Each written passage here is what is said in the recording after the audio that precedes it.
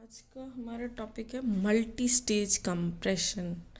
Multi stage इसके नाम से पता चल रहा है, मल्टी स्टेज यानी एक से ज़्यादा स्टेज में हो रहा है कंप्रेशन। मल्टी यानी एक, दो या दो से तीन, चार, पाँच, कितने स्टेज में कंप्रेशन। अब बेसिकली अब तक हमने पढ़ा है कंप्रेशन करते थे। कंप्रेशन क्या होता है? एक कंप्रेसर होता है, ठीक है ना, या इवेपोरेटर से इनलेट होता है, रेफ्रिजरेंट आता है आपका, जो भी लो प्रेशर लो टेम्परेचर पर रेफ्रिजरेंट आता है उसमें कंप्रेस होता है। कंप्रेस होने के बाद में हाई प्रेशर और हाई टेम्परेचर पर वो आउट हो जाता है। यह आपने आज तक पढ़ा कि एक ही सिलेंडर में कंप्रेशन हुआ। और यह मल्टी स्टेज होंगे, उससे एक बार नहीं, मल्टी स्टेज काफ़ी बार कंप्रेस करेंगे। एक, दो, तीन, मल्टी में एक से ज़्यादा हो सकता है ना, दो, तीन, चार, पाँच, छः, नंबर ऑफ इनग्रेडिएंट जितने हमें नीड है, जैसा हमारा प्लांट है जिसके अकॉर्डिंग जो नीड है उसके अकॉर्डिंग हम उसे कंप्रेस करेंगे। हमें इसकी ज़रूरत क्यों पड़ी मल्टी स्टेज कंप्रेशन की? सिंगल स्टेज कंप्रेशन में और मल्टी स्टेज कंप्रेशन में क्या डिफरेंस है, किस लिए हम उसे यूज़ कर सकते हैं, क्या है, जो भी प्रॉपर्टीज़ हैं हम उसमें पढ़ेंगे। तो इसमें बेसिकली थ्योरी दे रखी है, इसे थोड़ा रीड कर लेते हैं, थोड़ा एक्सप्लेन कर देती हूँ। The vapour refrigerant in a single stage, that is a single cylinder. Single stage यानी एक सिंगल, मैंने बताया ना, सिंगल सिलेंडर होता है, उसमें आप कंप्रेस करते थे। अब तक आपने देखा है सारी जो भी अपने डायग्राम में व्यूज़ हैं, जो भी चार्ट है, उनमें एक सिंगल सिलेंडर होता है, उसमें वेपर रेफ्रिजरेंट आपका कंप्रेस हो जाता है। वेपोरेटर से लो प्रेशर टेम्परेचर पे आता है और कंप्रेसर से हाई प्रेशर टेम्परेचर में कन्वर्ट होकर कंडेंसर में चला जाता है। बट यहाँ कुछ चेंज किया किसमें? कंप्रेशन में। कंप्रेसर, ठीक है ना, अब तक ये देखा। But sometime the vapour refrigerant is required to deliver at a very high pressure. But कभी हमें ज़रूरत पड़ती है to deliver at a very high pressure, as in case of low temperature of refrigerant system.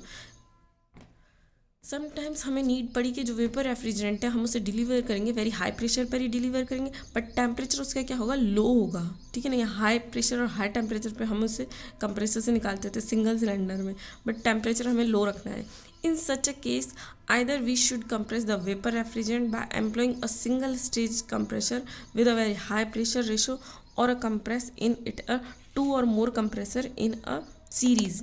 तो उसके लिए हमने क्या यूज़ किया? सीरीज़ में हमने जो वेपर रेफ्रिजरेंट था सिंगल सिलेंडर, उसे दो सीरीज़ में हमने कंप्रेसर लगा दी। फॉर एग्जांपल यही दे रखा है, इट कंप्रेस इन टू और मोर कंप्रेसर। तो हम ये टू का एग्जांपल ले लेते हैं, दो कंप्रेसर है, हम उसे कंप्रेस सीरीज़ में प्लेस कर देंगे, ठीक है। एक कंप्रेसर ये होगा, फॉर एग्जाम्पल एक कंप्रेसर, ये दिख तो रहा है ना।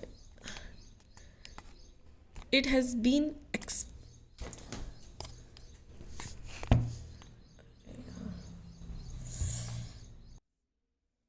It has been experienced that if we employ a single stage compressor for producing a very high pressure, the refrigerant is suffer for flow, flowing drawbacks. अगर ये हमने एक्सपीरियंस किया मैथमेटिकली, जब हमने एक्सपेरिमेंटली किया कि हमें कंप्रेस किया उसे एक ही सिलेंडर में, मल्टी स्टेज की ज़रूरत क्यों पड़ी?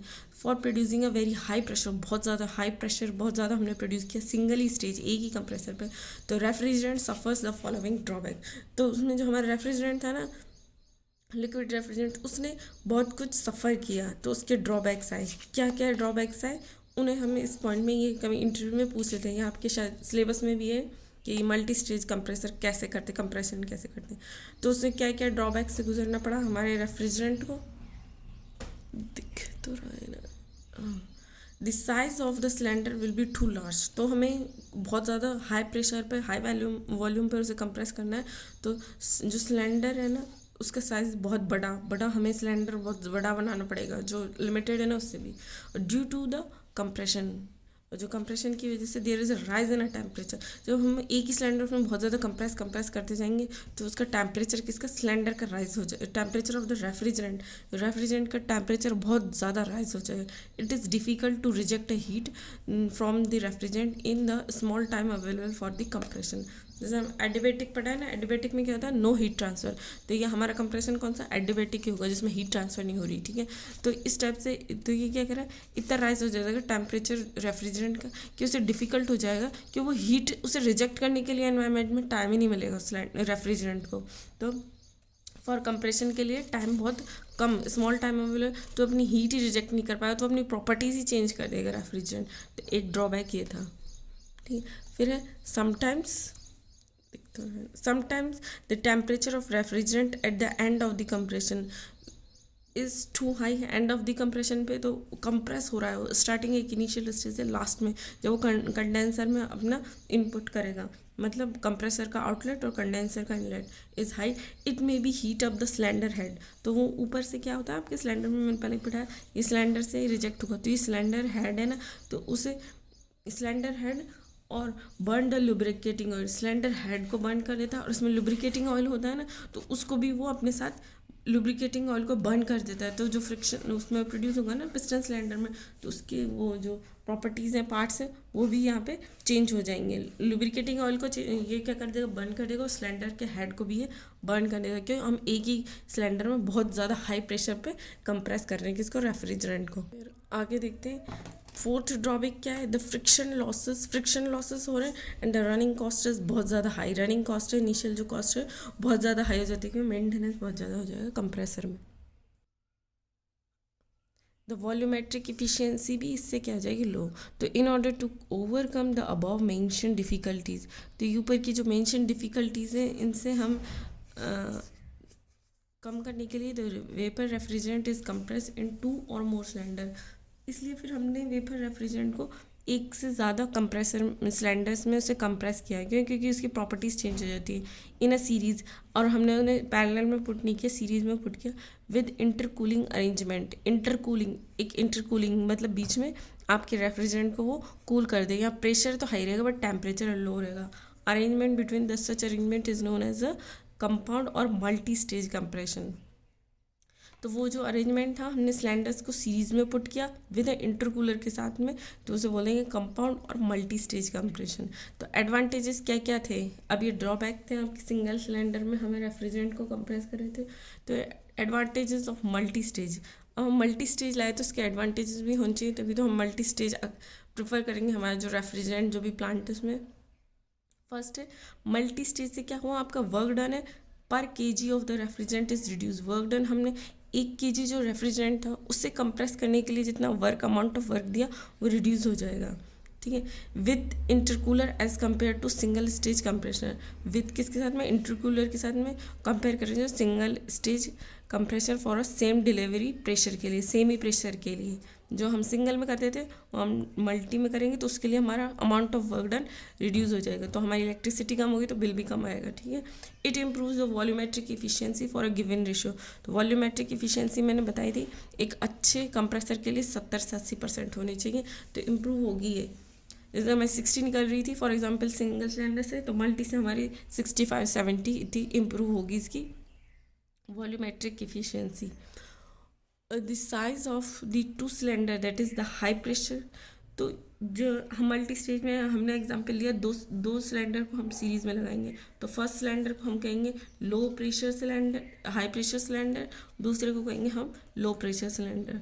तो the 2 cylinder that is the high pressure and the low pressure cylinders may be adjust to suit the volume with the pressure of the, उनको एडजस्ट करेंगे कि इतना जो वॉल्यूम है आपका और इतने प्रेशर रेफ्रिजरेंट इसमें जाना चाहिए, फिर इंटरकूलर की हेल्प से फिर सेकेंड में जाएगा वो।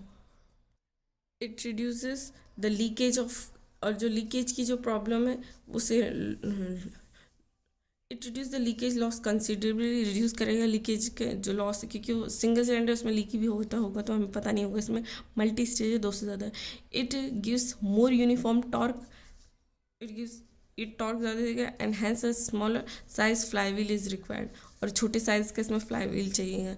It provides the effective lubrication because of the low temperature and, तो लुब्रिकेंट इफेक्टिव होगा, क्यों, वेपर आउट ये जलेगा नहीं, क्योंकि हाई प्रेशर एक ही सिलेंडर में हम नहीं कर रहे। It reduce the cost of the compressor, जो कंप्रेसर की कॉस्ट होगी ये उससे भी रिड्यूस। अब ये कुछ अरेंजमेंट है उस मल्टी स्टेज का। The 2 stage reciprocating compressor with intercooler, किसके साथ में, इंटरकूलर, वही ये मल्टी स्टेज कंप्रेशन है।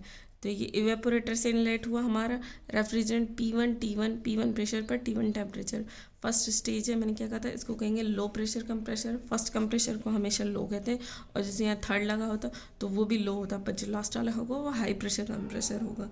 तो P1 पे एंटर की हमारे रेफ्रिजरेंट ने फर्स्ट कंप्रेसर पे, इसे फर्स्ट स्टेज कहते हैं, यहाँ कंप्रेस हुआ वो कुछ अमाउंट में, इसका प्रेशर चेंज हो गया, P1 से P2 होगा, टेम्परेचर T1 से T2 होगा, तो प्रेशर P1 से P2 निकला है, आउट हुआ है, यहाँ आउटलेट है ना, विद T2 टेम्परेचर के साथ में निकला है। फिर इसके बाद में ये किया, यहाँ लगा दिया इन्होंने, ये एक कॉइल लगा दी, इसे बोलते हैं intercooler. 2 stage reciprocating with intercooler. Intercooler क्या करेगा आपका, इंटरकूलर की प्रॉपर्टीज़ होती है इन इंटरकूलर, दिख तो रहा है ना, in intercooler the compressor refrigerant is cool from T2 to T3 at a constant pressure. इसकी प्रॉपर्टी क्या है, ये प्रेशर यहाँ पर कांस्टेंट रहेगा, तो अपना P2 प्रेशर कांस्टेंट रहेगा, ठीक है ना।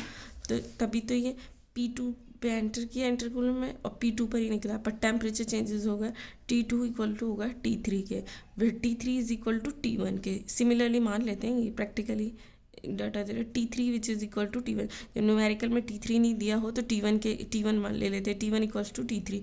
क्यों, इसका काम क्या है, आपको प्रेशर को तो इंक्रीज करेंगे, बट हम इसमें क्या करते हैं, टेम्परेचर को डिक्रीज करते हैं, टेम्परेचर लो रहता है, तो ये T2 चेंज हो गया T3 में, but T3 which is equals to T1। तो ये P2 एंड फिर हमें P2 प्रेशर मिल गया, यहाँ से प्रेशर यहाँ पे कांस्टेंट है।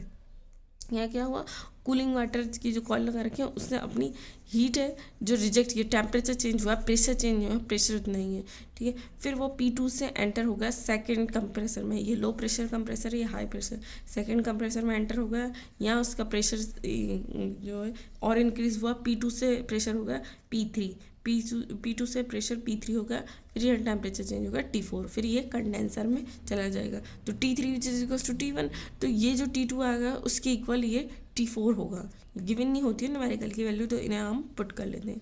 तो ये थ्योरी में वही जो मैंने एक्सप्लेन किया वही इधर का, the 2 stage reciprocating compressor with water cooled intercooler. ये कौन सा इंटरकूलर है आपका, वाटर कूल्ड है, वाटर कूल यूज़ कर रखा है, कुछ जगह फिन वाला यूज़ करते हैं, बट ये इंटरकूलर है ना, तो इंटरकूलर को वाटर का। First of all vapour refrigerant from the evaporator at a P1 pressure पर T1 पर सक्ड होगा। ये वही थ्योरी है जो मैंने बताया ना, बट ये एक लाइन इंपॉर्टेंट है, in intercooler the compress refrigerant is cool from T2 से T3 at a constant pressure. अगर ये हमारा second stage compressor high pressure नहीं होता है तो मल्टी स्टेजिंग है, ये 2 स्टेज है, 3 स्टेज या 4 स्टेज होता, तो ये सिलेंडर नंबर ऑफ सिलेंडर 2 लग जाता है, फिर 3 लग जाता है, फिर एक इंटरकूलर और लग जाता, फिर 4th लग जाता है, ऐसे ये आपके इंटरकूलर लगते हैं। तो लास्ट वाला जो कंप्रेसर है वो हमेशा हाई प्रेशर कंप्रेसर रहेगा, फर्स्ट वाला है वो लो प्रेशर, तो बीच वाले भी आपके लो प्रेशर कंप्रेसर रहेंगे। अब इसके साथ हमने कुछ अजम्पशन लेने 2 स्टेज रेसिप्रोकेटिंग कंप्रेसर के साथ। अजम्पशन कौन कौन से हमारे अजम्पशन है इसमें, the effect of the clearance is neglect, clearance volume का नेगलेक्ट करेंगे, देयर इज, हम मान के चलते कोई प्रेशर ड्रॉप नहीं हो रहा, किसमें, इंटरकूलर में। इंटरकूलर सिर्फ टेम्परेचर को रिड्यूस करने के लिए। The compression in the both low pressure cylinder and high pressure cylinder में कौन सा मान एज्यूम करेंगे, पॉलीट्रोपिक, PV की power N equals to constant.